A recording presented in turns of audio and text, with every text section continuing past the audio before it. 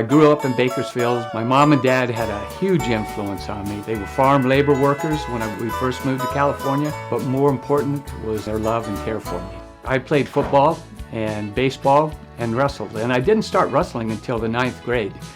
Was third in the CIF section my sophomore year, second my junior year, and won it my senior year, and then moved on to junior college where I was a two-time champion and outstanding wrestler my sophomore year. That's really how I got started in wrestling. I call it divine intervention.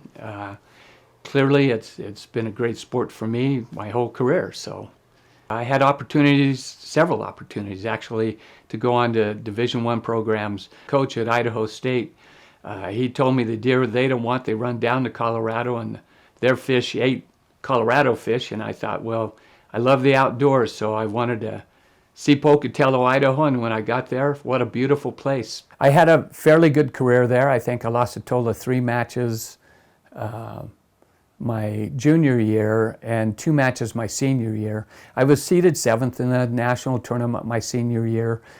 I've just been blessed to be around so many successful coaches and mentors.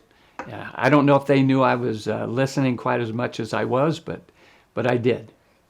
Joe C. was a huge mentor. When he was competing, he used to call me when I was in high school to be his workout partner as he prepared for maybe the Olympic trials or the world team. I've learned from our influences in the sport, Art Moratori to Andy Barth to John Graham. Scott Beck, spending the time I spent with him, I've learned from all of them. My story truly is a divine intervention story, because any job that I ever interviewed for, I never got. Jobs came to me, and that means doors opened up. Ended up at Meridian High School, loved it, ended up being there for 13 years. Took me a while to be successful, thought I had all the answers when I first started, and clearly I didn't. When Bruce Burnett came to Meridian High School, the best the team had done is 20th in state. His first year there, they were 12th. His second year there, they were 2nd. And from that point on till he left, they were either state champions or runner-ups every year. What made Bruce Burnett outstanding is that he created an atmosphere of extremely hard workers and a competitive nature that you don't see in the average high school wrestling room. From there, I was actually doing a wrestling clinic in Lewiston, Idaho, and was approached by Myron Roderick, the athletic director at Oklahoma State University, and he offered me a job, so I flew down to Stillwater, Oklahoma, and talked about it, and ended up at Oklahoma State University. We had the right attitude and the right motivation was to win those titles, and thank goodness I had Bruce Burnett with me when we did that. Bruce was always an uplifting energy in the room, and is always very positive. There was days I came in and I was mad at the world because I just wasn't getting what I needed out of the workouts, and he'd always say, Kenny, smile. He put a smile on my face, and we clearly outworked everybody in the world. Proving with John and I making an '88 Olympic team and winning an Olympic gold in '88. And Bruce was tasked in being in our corner in a lot of those matches. From Oklahoma State University, I moved on and was the national developmental coach for USA Wrestling 1 year, and that was Greco and freestyle. In 1993, I took over as the national freestyle coach, and we had good performances. 93 and 95, we won the world championships. We had good Olympics in 1996 and 2000. In 1996, we had gold medals from Kendall Cross and Tom Brands and Kurt Angle. We had a silver medal from Townsend Saunders and bronze medal from Bruce Baumgartner.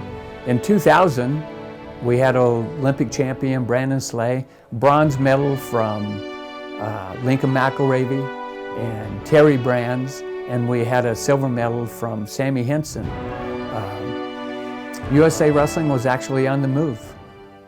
That's a result of Bruce's ability as a coach and a mentor, and I think is regarded by all of his athletes as someone that they really felt were in their corner and really helped them achieve, in some cases, at a level they never even dreamed of. He was the most prepared wrestling coach in the world at that time.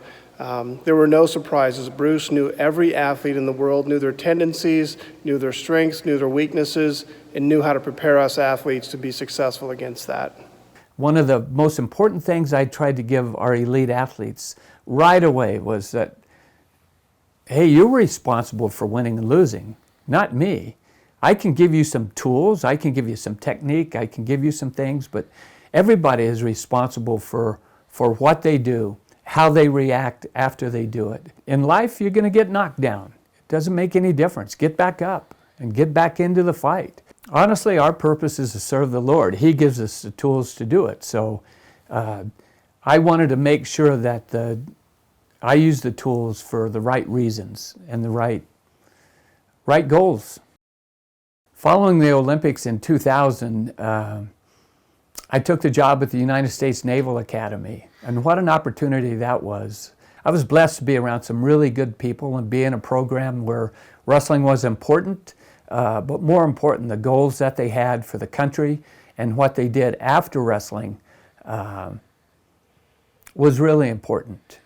I actually retired in September of 2013, but then in the spring of 2014, I was approached by Les Gutchess and Rich Bender to come back and help with the program, coach 2014, 2015, and then 2016 Olympic Games. We're extremely grateful that you came out of retirement and spent this time with us. I know me personally will be affected the rest of my life from it. It's already made me a better person. It's already made me a better wrestler and a better coach. And I think everybody in this entire country in some way, shape, or form has already improved or gotten better from having you as a coach or just being around you. What an adventure. There's so many things that challenge us every day. But with the faith, if you have faith in the Lord and you believe in God, it makes things a lot easier. Bruce had a simple philosophy. Do something each day that makes you a little bit better. Learn a little bit more and never stop learning. He's worked at all levels from grassroots up. And wrestling today is better off because Bruce Burnett has been a part of it. I've been blessed with 3 lovely daughters who have some outstanding husbands and kids. And my wife, Karen, what a blessing she's been for me. I mean, I have learned so much from Karen. I love you all. Being inducted in the National Wrestling Hall of Fame is an honor, and it's an honor because of all the other great people that in the sport of wrestling have had outstanding careers and contributions to the great sport of wrestling, and I'm just blessed to be in the same pavilion they're in.